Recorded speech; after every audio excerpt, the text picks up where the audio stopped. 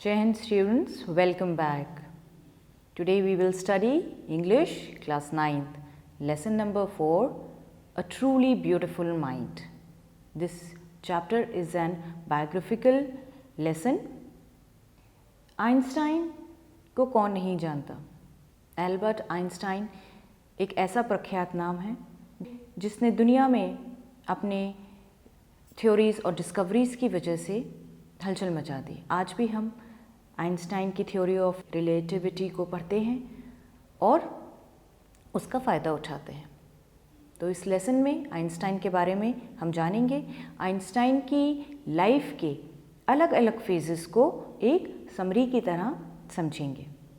Einstein was a German born theoretical physicist who developed the theory of relativity, one of the two pillars of modern physics. His work is also known for its influence on philosophy of science.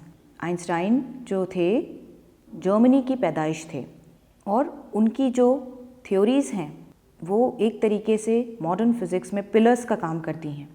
So first let's understand the theme of the lesson, then move on to the summary of the lesson. Great men are not born with special signs. In their childhood, they are also like common children, and their likes and dislikes are very much similar to them. Their parents also take care of them normally as other parents do. Gradually, these children develop some specific virtues and become great when they grow up.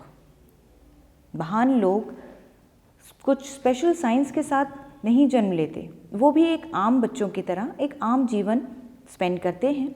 उनके parents भी उनकी देखभाल दूसरे parents की तरह ही करते हैं।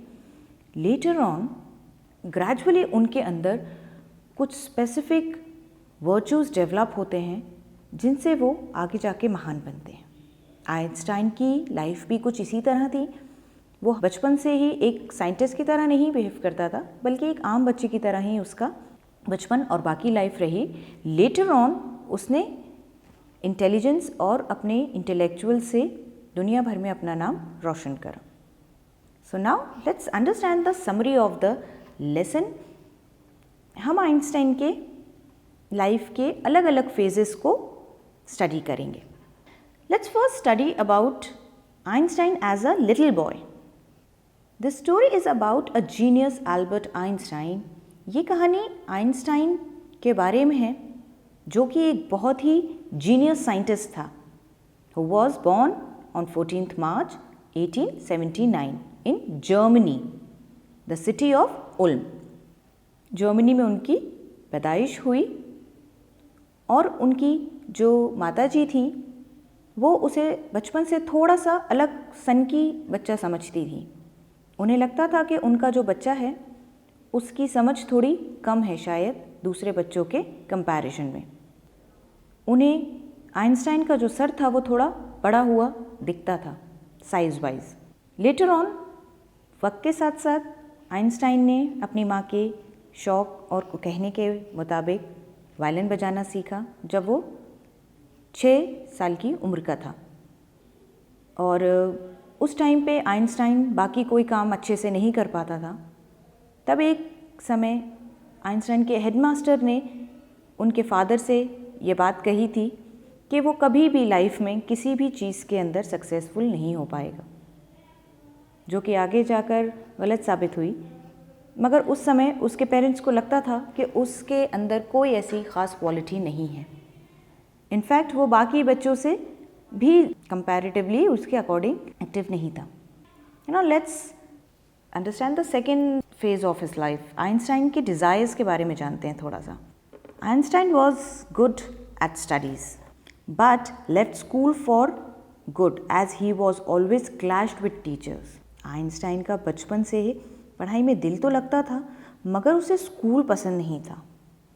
वो हमेशा अपने टीचर्स के साथ किसी न किसी बात पर मतभेद कर बैठता था। टीचर्स के पॉइंट ऑफ व्यूज़ और उसके पॉइंट ऑफ व्यूज़ मैच नहीं कर सके। आइंस्टाइन ने एक समय पर आकर स्कूल भी छोड़ दिया था क्योंकि वो स्कूल में कंफर्टेबल नहीं था। वो ये विश करता था कि to continue his education in Switzerland, अपनी एजुकेशन स्विट्ज़रलैंड में कंटिन्यू करने की उसकी ख्वाहिश हुई। जब वो वहाँ शिफ्ट हुआ, उसके बाद उसकी जो थी पढ़ाई वो हायर स्टडीज़ तक कंटिन्यू रही और उसने आगे जाके मैथ्स और फिज़िक्स में अपना एम बनाया। He was highly gifted in mathematics and physics. Physics और मैथमेटिक्स में ना कि उसे इंटरेस्ट था, बल्कि एक तरीके से वो गिफ्टेड चाइल्ड की तरह हो गया था।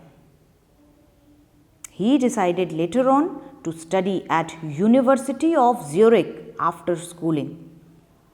उस टाइम पर यूनिवर्सिटी तक पहुंचना और अच्छे मार्क्स अचीव करना बहुत बड़ी बात होती थी, खासकर ऐसे बच्चे के लिए जिसने बचपन में पढ़ाई में इंटरेस्ट नहीं शो करा था। उसने अपनी स्कूलिंग के बाद ज़ुरिक में यूनिवर्सिटी में एडमिशन लिया, वहाँ अपनी स्टडीज़ कंप्लीट करी और वहीं पर यूनिवर्सिटी में पढ़ाई के दौरान ही found his fellow student Mileva Maric a clever creature. उसकी लाइफ में पहला टर्न वहीं पर आया। उसकी मुलाकात मिलीवा मैरिक से हुई। मिलीवा मैरिक का नेचर बहुत कुछ आइंस्टाइन से मिलता था। उनके इंटरेस्ट, उनके लाइक्स डिसलाइक्स बहुत आपस में मैच होते थे और वो काफ़ी compatible. Mileva and Albert were very compatible with each other. They share very nice time together. Now let's understand the next phase of Einstein's life. This is the personal phase of his life. Personal life का phase है, इसे हम थोड़ा सा समझेंगे। At the age of 21, Einstein worked as a technical assistant and finally secured a job of technical expert. अपने studies के बाद आइंस्टाइन when he was 21 उसने थोड़ी सी सर्च करके एक टेक्निकल असिस्टेंट की जॉब कर ली थी। Meanwhile, he was very much attached with Mileva Maric. Mileva Maric और उनका रिलेशनशिप काफ़ी स्ट्रॉन्ग हो गया और आइंस्टाइन ने उससे शादी के लिए इंटरेस्ट शो किया। मीनवाइल उसी दरमियान आइंस्टाइन ने जॉब भी कर ली as a technical assistant. His famous papers of 1905 was Einstein's special theory of relativity. तभी कुछ सालों में आइंस्टाइन ने फेमस पेपर्स में अपनी थ्योरी ऑफ रिलेटिविटी को भी शो करा। While he was solving problems in physics, his private life was unraveling. जब वो बड़ी बड़ी फिज़िक्स की प्रॉब्लम्स सॉल्व कर रहा था अपनी प्रोफेशनल लाइफ में, वहीं उसकी पर्सनल लाइफ जो थी वो बड़ी उलझी हुई थी। उसका निजी जीवन जो था काफ़ी डिस्टर्ब था। He wanted to marry Mileva, but his mother doesn't want his son to get married to Mileva. According to his mother, उसकी माँ के अकॉर्डिंग मिलीवा जो थी वो उसके लिए सूटेबल नहीं थी। उसका नेचर आइंस्टाइन की तरह ही था, वो भी एक बुकिश पर्सन थी। उसकी माँ को लगता था कि मिलीवा जो है एक हैप्पी मैरिड लाइफ नहीं जी पाएगी, वो फैमिली को उतना समय और उतनी देखभाल नहीं दे पाएगी, क्योंकि उसका नेचर भी अकॉर्डिंग टू आइंस्टाइन मदर अब उसके बेटे की तरह बोरिंग था और वो एक पढ़ाकू किस्म की लड़की थी।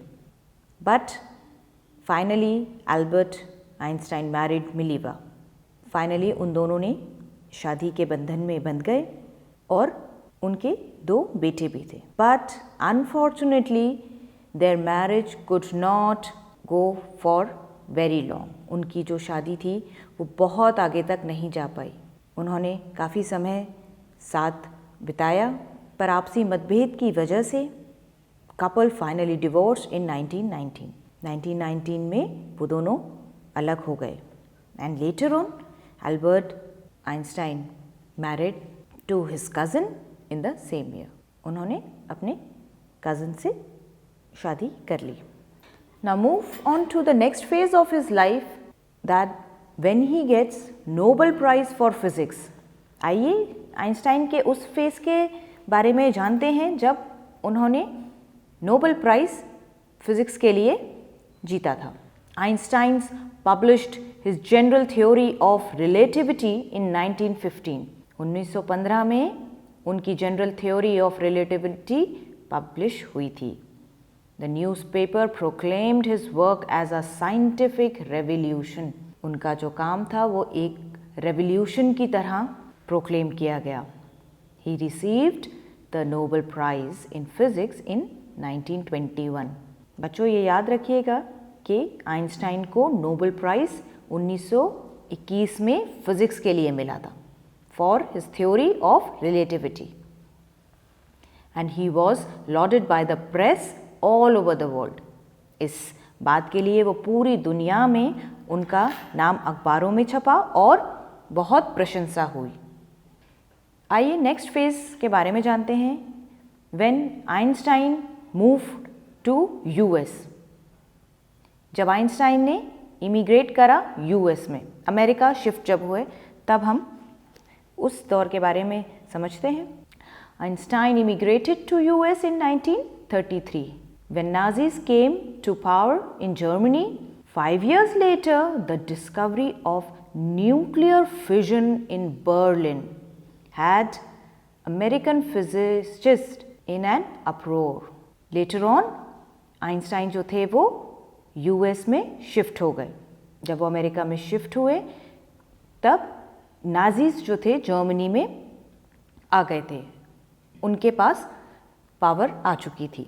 5 साल के बाद ही आइंस्टाइन की डिस्कवरी न्यूक्लियर फिजन उसने डिस्कवर करी, लॉन्च करी उसने ये डिस्कवरी इन बर्लिन, और तब तक वो अमेरिका में थे और उनके इस न्यूक्लियर फिजन की जो खोज थी, उस खोज ने अमेरिकन फिजिसिस्ट के अंदर हलचल मचा दी थी। आइंस्टाइन जो था, उन्होंने न्यूक्लियर फिजन की खोज करके दुनिया में एक इतिहास रच दिया था, मगर वो अपनी इस खोज से थोड़े डरे हुए भी थे, क्योंकि उन्हें ऐसा लगता था कि कहीं उनकी ये खोज लोग अपने निजी फायदे के तौर पर परमाणु बम को तैयार करके प्रयोग ना कर सकें। उन्हें ये अंदर से ही डर था। आइंस्टाइन इस तरह के लोगों से भी काफ़ी डरते थे कि जो उनकी डिस्कवरीज के बारे में जानना चाहते थे, उसे अचीव करना चाहते थे, उसे यूज़ करना चाहते थे। आइंस्टाइन को अंदर से ही ऐसा महसूस हो गया था कि कहीं नाजीज यानी कि जो जर्मनी में है, उस टाइम वर्ल्ड वॉर की सिचुएशंस पूरी दुनिया में चल रही थी और उन्हें कहीं ना कहीं ऐसा लग रहा था कि उनकी जो एटॉमिक एनर्जी, न्यूक्लियर एनर्जी की जो डिस्कवरी है, उसका कोई इस्तेमाल ना कर ले, क्योंकि वो काफ़ी घातक साबित हो सकती थी। Now let's understand about Einstein letter to Franklin D Roosevelt.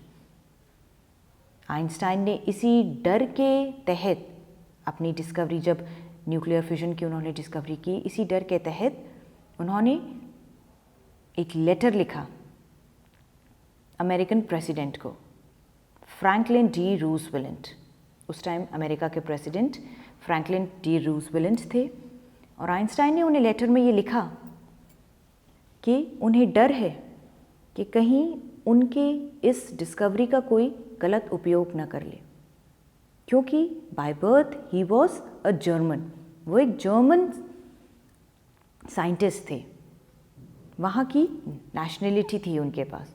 तो उन्हें लगता था कि कहीं ऐसा नहीं हो कि जर्मनी वाले या नाजीज उनके इस एनर्जी पे क्लेम करें और उसको कहीं यूज़ कर लें। उन्होंने उस लेटर में, एक सीक्रेट लेटर में, ये बात साफ तौर पर स्पष्ट की कि ये अगर इस बम का उपयोग किया गया, इस एटॉमिक एनर्जी को बॉम्ब में कन्वर्ट किया गया और अगर इसका यूज़ किया गया, तो ये हज़ारों लाखों लोगों की जान का नुकसान कर सकते हैं। इस डर के साथ उन्होंने अमेरिका को ये लेटर लिखा ताकि उनके इस डिस्कवरी को सिक्योरिटी मिल सके। वहीं पर अमेरिका ने सीक्रेटली उस बम का दुरुपयोग किया। उन्होंने इस बम को यूज़ किया against their personal war against Japan. America made this atomic bomb and dropped them on Japanese cities of Hiroshima and Nagasaki in August 1945। Einstein अपनी डिस्कवरी को जिन लोगों से प्रोटेक्शन मांग रहा था, उन्हीं लोगों ने उस बॉम्ब का यूज़ कर लिया ह्यूमैनिटी के against. The next phase of his life and the last phase of his life, when Einstein was very much in sorrow, जब आइंस्टाइन लाइफ में बहुत दुखी हो गया था। आइंस्टाइन ने कभी नहीं सोचा था कि उसके द्वारा इजाद करी गई उसकी ये डिस्कवरी ह्यूमैनिटी के लिए इतना डिस्ट्रक्शन क्रिएट करेगी। Einstein was deeply shaken by the destruction caused by atomic bomb। जब एटॉमिक बॉम्ब्स ने डिस्ट्रक्शन करे, इस हादसे ने आइंस्टाइन को अंदर से हिला दिया। उसने बिल्कुल एक्सेप्ट नहीं करा and he propose to United Nation by forming world और government, but his letter made no impact. Over the next decades, आने वाले दशकों तक आइंस्टाइन ने कैंपेन शुरू करा for peace and democracy and he prohibits, उसने इस बात की सख्त निंदा करी कि ह्यूमैनिटी के खिलाफ इस तरह के उपकरणों का इस्तेमाल किया जाए, और उसने अपनी बाकी की पूरी लाइफ इन्हीं कैंपेनिंग में और पीस, हार्मनी और डेमोक्रेसी के लिए स्पेंड करी। आइंस्टाइन की लाइफ एंड होती है 1955 में। जी हाँ, 1955 में ही डाइड, और उस दिन पूरी दुनिया ने, the world celebrated him as a visionary of the world citizen. पूरी दुनिया ने उसको एक visionary and the world citizen का नाम देते हुए, यानी कि विश्व नागरिक है वो, क्योंकि उसकी बनाई हुई डिस्कवरीज पूरे विश्व द्वारा यूज़फुल है। उसको नोबेल प्राइज़ दिया गया था और उन्हें इस नाम से सम्मानित किया गया एज अ वर्ल्ड सिटीज़न।